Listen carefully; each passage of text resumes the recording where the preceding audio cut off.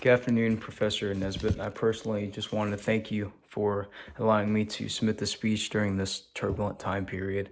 And this is now the fifth time I'm recording it because every other time and every time I've tried, it's deleted. So, excuse me, I'm not the best right now, but thank you again for allowing me to submit it. Throughout history, lives have progressively gotten busier with more tasks to do throughout every generation per person. Stress, responsibility have both grown at an exponential rate. Going way back to hunters and gatherers, all they had to worry about was defense from the wild and getting their food. Next came the domestication of plants and animals, where farmers now had to worry about making sure their animals were alive as well as their plants on top of the responsibilities that they had in the previous era. Next came the Bronze Age. During this age, metalworkings took place where the responsibility now of making metal tools for their farm added responsibility on top of, again, the previous generations. This added responsibility continued throughout the industrial and technological revolutions, where people, especially college students and middle-aged adults, where we live today, are engulfed with a lot more responsibility than ever before. These advancements in technology allow modern-day college students and middle-aged workers to not only be more productive, but to be more efficient, but also at an exponential cost, which is stress. In a study conducted in 2013, the Center of Disease Control reported that 1 in 25 people fell asleep behind the wheel in the last 30 days that were surveyed. 72,000 crashes resulted in 44,000 injuries and over 800 deaths in the year 2013, and this number has continued to rise every year as technology has become more and more relevant in our lives.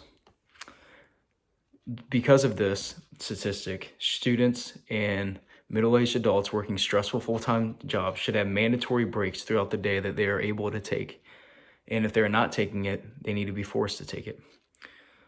An example of this is Courtney Quinn, who on her way home from work from a busy day, although she was getting adequate sleep at night from not resting, fell asleep behind the wheel, went over the other line, and crashed and killed another mother.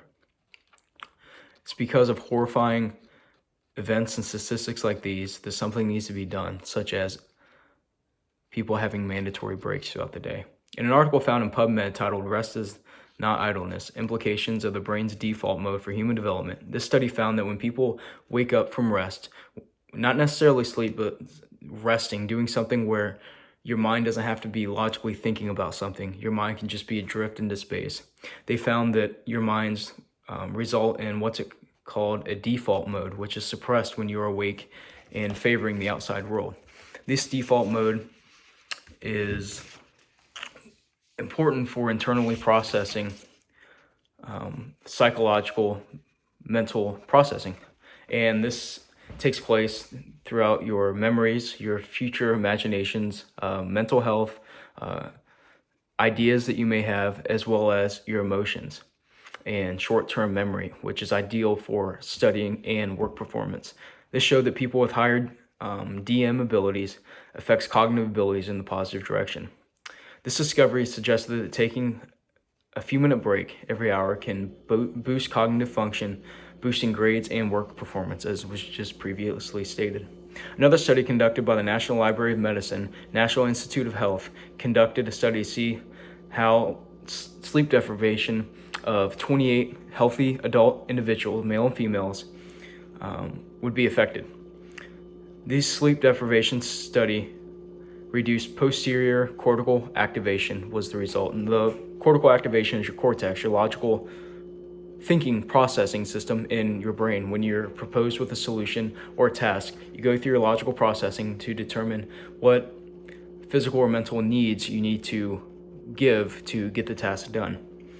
And the study stated that impairment of attention in sleep-deprived persons is an important cognitive deficit that affects other higher cognitive operations, such as visual short-term memory.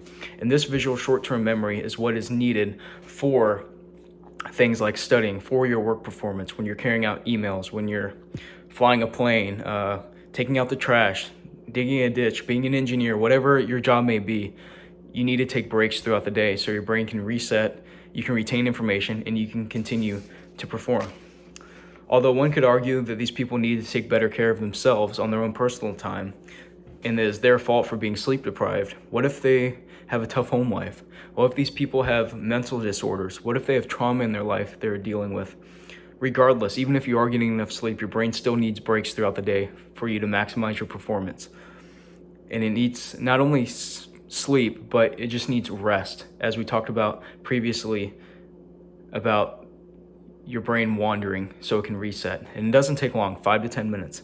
Wake Forest University launched the Siesta Room, in which no electronic devices work and is designed for college students to come in and sleep and for a short period of time so they can go back and continue throughout their day. The reported result of this is that these college students are not only seeing their grades significantly increase, but also their days are increasing as well, as the enjoyment of their days are getting better and better because they're not as stressed, sleep deprived, or tired. Also, research by Brown University stated that 73% of college students have not only sleep problems, but they also could have sleep deprivation as well. 73% of them have either or. And with statistics like these, with fatalities, this should not be happening. And as something as simple as taking breaks throughout the day could help reverse this issue. A study by Oxford Academy recommends just a 10-minute break every 50 minutes is enough to keep you focused and keep your performance above par. And this break isn't on your phone, it isn't texting, it's simply doing an activity that causes your brain to wander and to reset.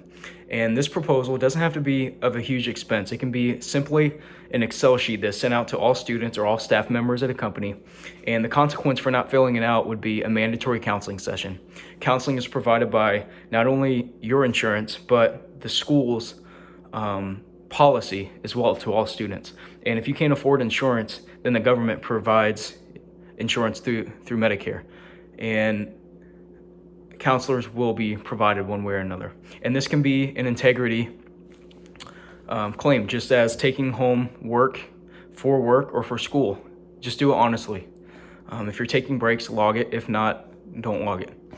And something as simple as this can help reverse the statistics that are scarily climbing, killing more and more people every single day. Thank you.